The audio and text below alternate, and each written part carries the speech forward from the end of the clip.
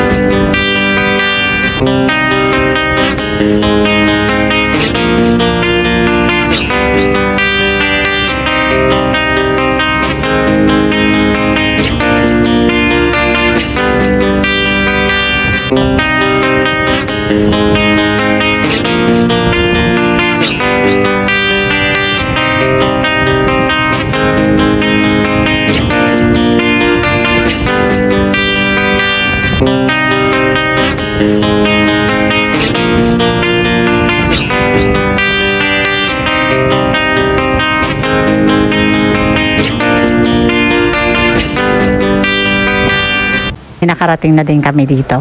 Pasakay na po kami ng taxi, papunta na po kami ng Oslob.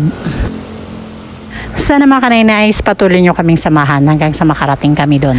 Sa wakas mga kanainays, andito na kami, nakarating na kami dito sa resort na GT Seaside Inn Resort. O GT Seaside Inn Resort. Kasama na po namin si ma'am, ang aming butihing sponsor. Katatapos lang namin kumain ng dinner. Sobrang late na po yung dinner namin kasi late na po kami dumating. So, abangan nyo lang po yung mga susunod na activity na gagawin ng Dagriti Moraynon dito sa Cebu.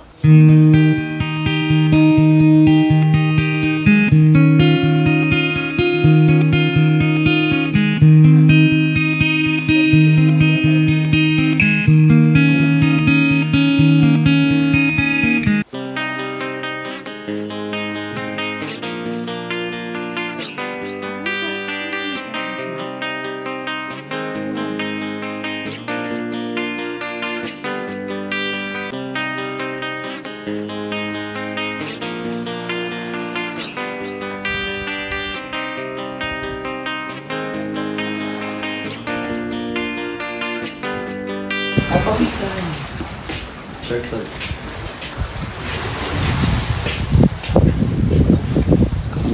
Tapos na ako mag-vlog sa kanila. Kaya I'm vlogger. Opo, isulat niyo pangalan niyo dito. Ito na. Cerebral sleep.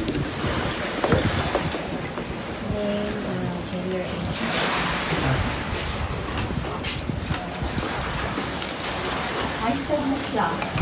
Hashtag siya.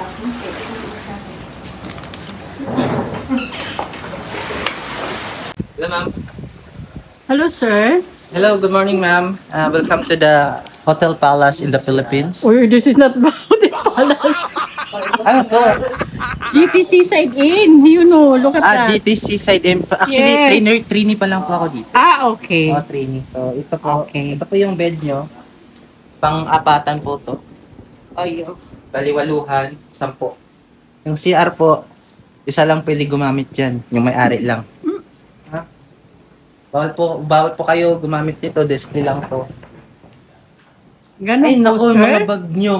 Ay, sir, sorry po, sorry. Sir, pwede patawag po ng maid? Ano lang yung mga bag namin? Wala po may dito. Ay, Wala. Ano to? Ay, naku, ano ba? sir, Mga pwede customer pakiligpit to? na lang po, sir. Kasi pagod po kami, sir, sa biyahe. Bawal po yung gamitin. Hindi po yung ginagamit. Display lang yan. Ay, naku, mga customer talaga.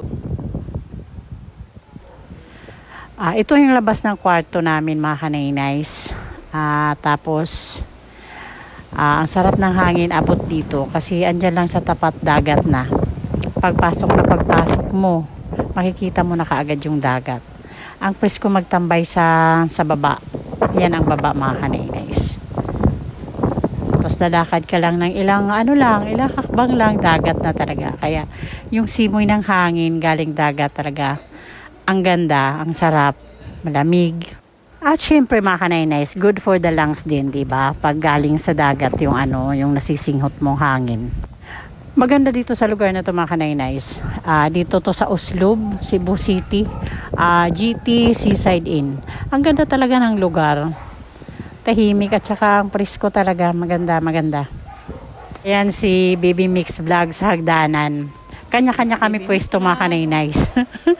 Sobrang pagod sa biyahe, kanya-kanya kami ng pwesto. Andito na ako sa baba, mga kanay-nice. Pahangin sandali bago matulog. Hindi rin makatulog eh.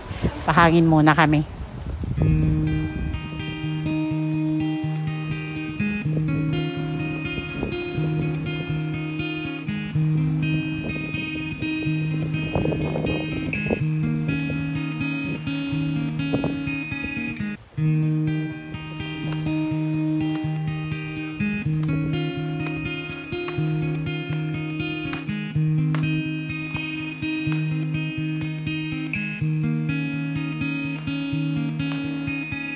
Sa ngayon po, babay muna kasi sobrang pagod sa biyahe, buong araw. Sobra pa kasi gabi na kami dumating. Pahinga po muna kami, mga kanay-nice. See you po sa susunod kong upload. Thank you po. Thank you.